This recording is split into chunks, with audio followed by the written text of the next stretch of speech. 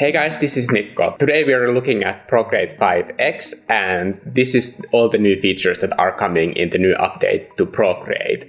And this is the beta version of Procreate, so some of the button placements might still change before the final release, but I'm very excited about what I have seen thus far. And without a bigger intro, let's get into it and see what we can do with these new features and how they are going to change the way that you paint.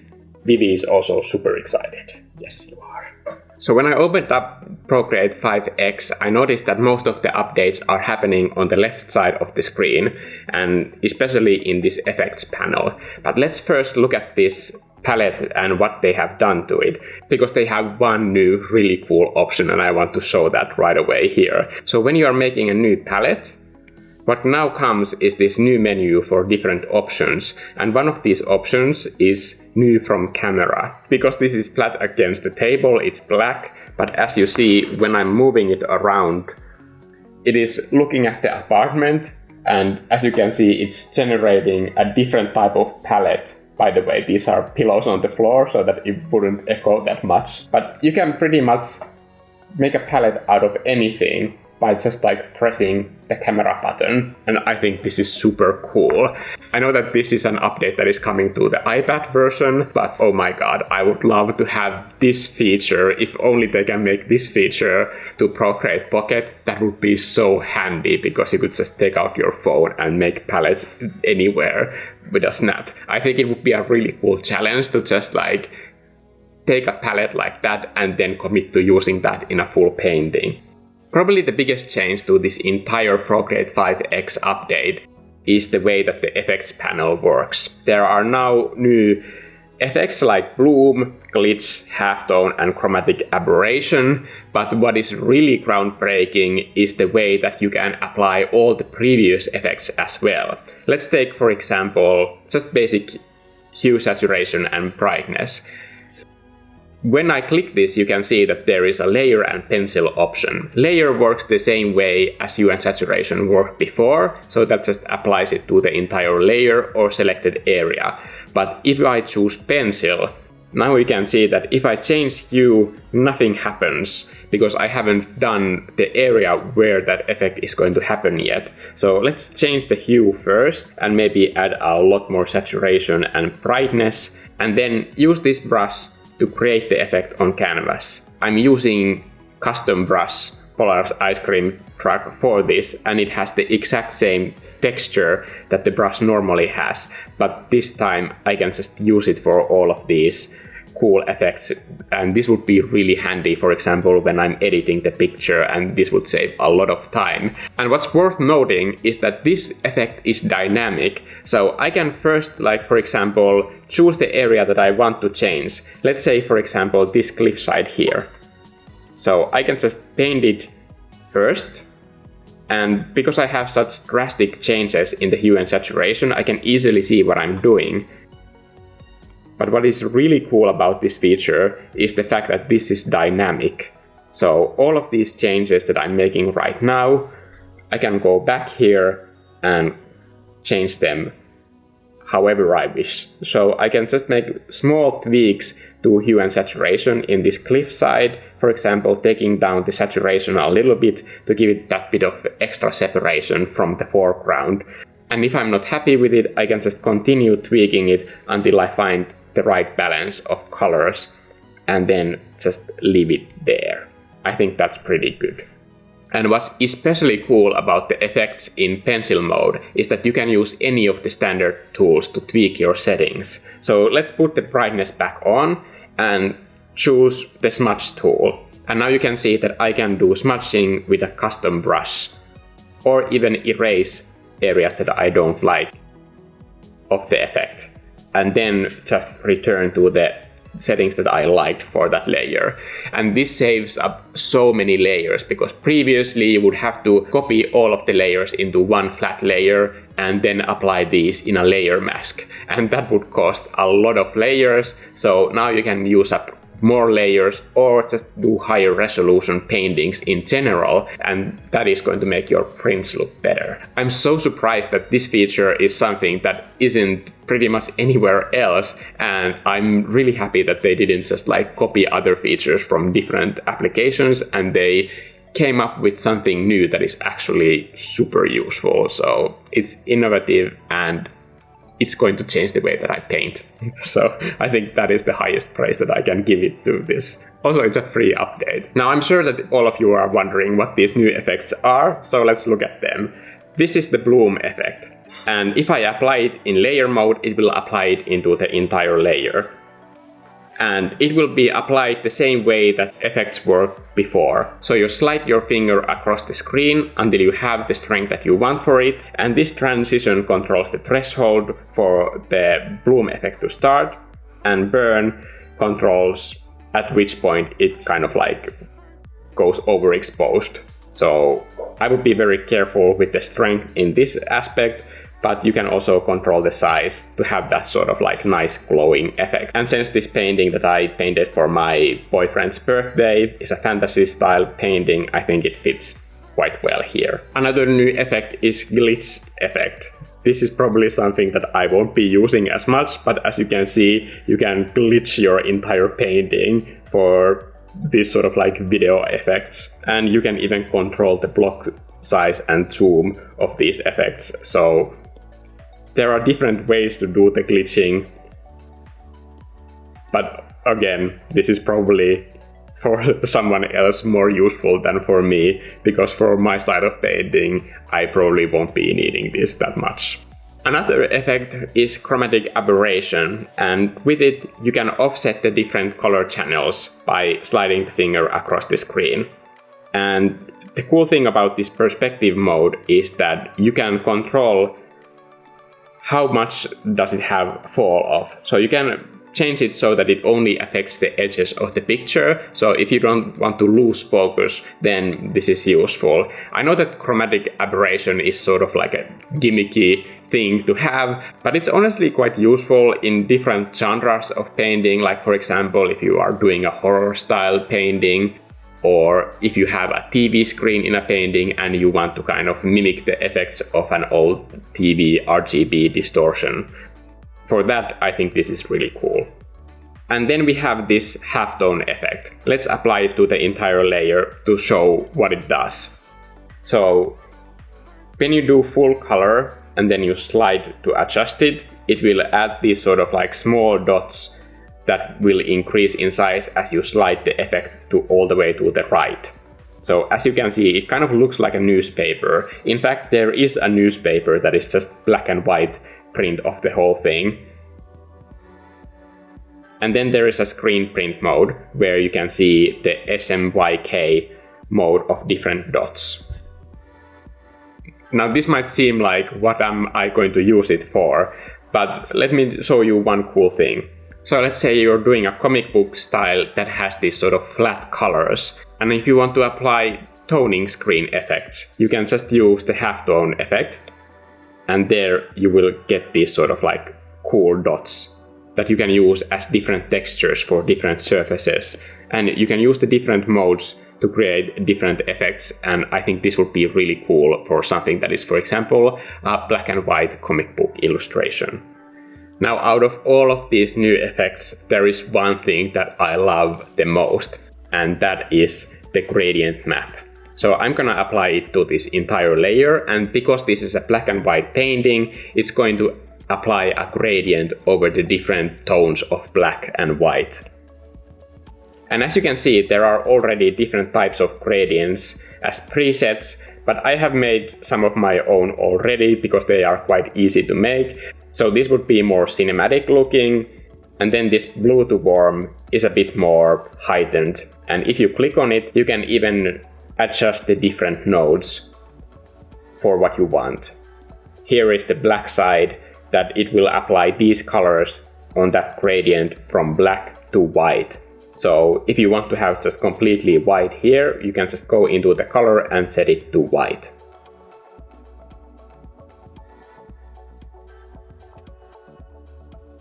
And when you're done with it, you can rename it and save it as a new gradient. You can duplicate these gradients by holding down the pencil on it and then hitting duplicate. and the same way you can delete them by holding the pencil on it and then selecting delete. And this would be an easy way, for example, if you're one of those people who wants to turn black and white paintings into colored ones, but I personally would use this as a base and then continue working on the color from that point onward.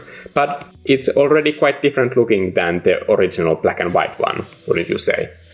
Now this might seem like a small change, but previously the clone tool was very simple, but this time they have applied the brush settings to it. So now that I have this Polar's ice cream truck, I can use it with this cloning tool. So let's say that here is this temple and I am copying parts of it. So if I want to paint another structure here and I want to have it to sort of like in the same look and with the same colors, so I can use the textured brush to create that. I don't have to use the basic round brush that was in the previous version of Procreate, and this makes the whole painting look more consistent as you don't have different brushes all over the place. Previously, when you wanted to fill a selection, you would have to drag the color from the color area to the selection, but now they have added a new color fill. So let's say that I'm selecting some of these areas in the sky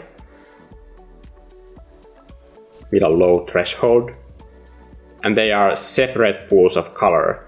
But now if I want to fill them, I can just tap this color fill and it will automatically fill all of those areas at once. I can see how this would save a lot of time when you have a complicated selection and you don't want to fill all the different areas separately. If we go into the wrench icon, we can see that there is a new setting here called reference, and if we put this on, now we can see a navigator of the entire canvas here. But the cool thing about this is that it's not just a navigator that you can use when you are working very zoomed into your picture, but you can also set it to a different reference image and import a new image here from your library. So if you choose a new image, you can also move this around so it's not in your way, and then you can use a reference image when you're working on the painting without having a wasted layer for it or it affecting your workflow otherwise.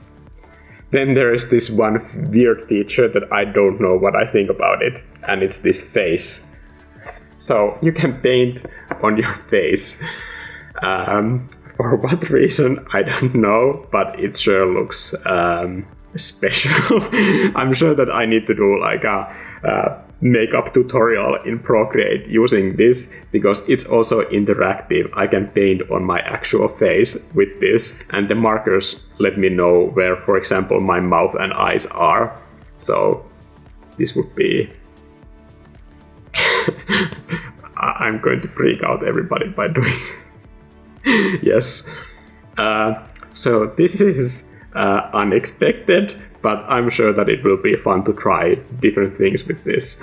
One thing that took me quite a while to learn is the new quick menu. And the new quick menu, if you look at it, it now has this center item here that says quick menu 1. And here are all the things that you can do with the quick menu. But if I tap this quick menu 1, you can see that there is now a new menu underneath it. And I can press plus and just make a completely new set of actions for a different quick menu. If I, for example, have to do different workflows that I want to use different quick menus for those, or just have all of my actions there.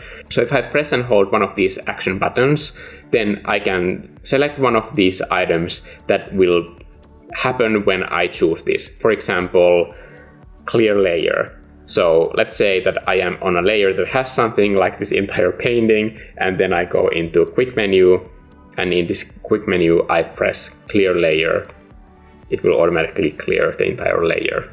But out of all these features, there is one feature that I love the most, and it is under the wrench icon, and that is copy canvas. Now this copies the entire canvas what you have on display. This is the same as hitting Ctrl-Shift-Alt-E in Photoshop, and it copies everything that I have into a new layer. So here it is just creating a new copy, but if I, for example, have different layers with different effects on them, especially in the editing phase, when you're doing this and then you hit copy canvas and paste it, then you will have all of these items in one thing. and this saves so much layers that, especially in Procreate where you always have to be aware of how many layers you are using, this also saves a ton of time. So especially in the image editing phase, I appreciate having this. And I'm gonna do an editing tutorial on this channel later. There you will see that this is one of those features that is in use all the time. Move tool has changed too, and if you go into it, you will see that there is a snapping feature now, and under snapping you will have a distance that controls the level of snapping. So if you set it to very high, it will be very easy to snap, for example, to the center of the image like this. But if you set it to very low, you can have a bit more fine tuning before it recognizes the snap. There is also a velocity for this, so if you have a very high velocity and very high distance, it will be super easy to snap to, for example, document bounce, which is super handy. And the reason why this is handy is because if you move it with magnetics on to the edge of the canvas and then snap it to halfway point, I'm gonna zoom it down a little bit to see. So you see that there is this control of the halfway point, and I'm going to move it over here.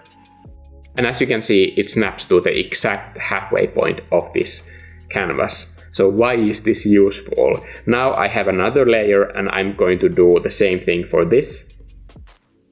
And then just drag it so that it is at the halfway point. And now what this allows me to do is to create a seamless texture. So if I want this texture to be seamless, I can now paint this middle part here.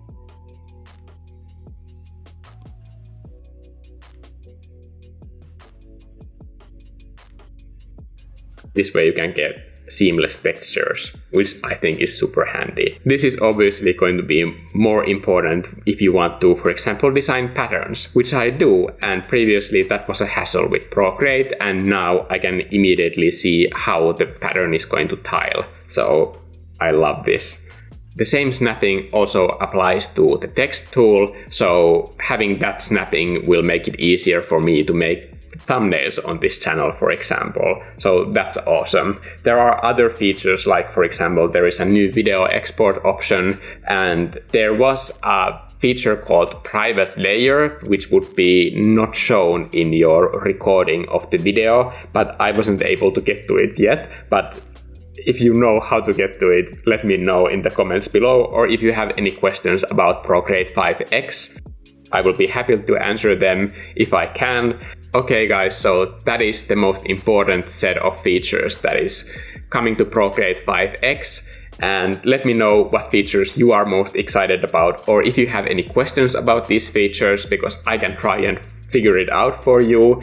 And let's do a live stream soon, so I can paint live using these new tools and just see how it goes, because I'm very excited about, for example, the hue and saturation tool and how you can use pencil mode with that, because I think that it will honestly change my workflow quite a bit, and more importantly, it will allow me to save layers and create higher resolution prints.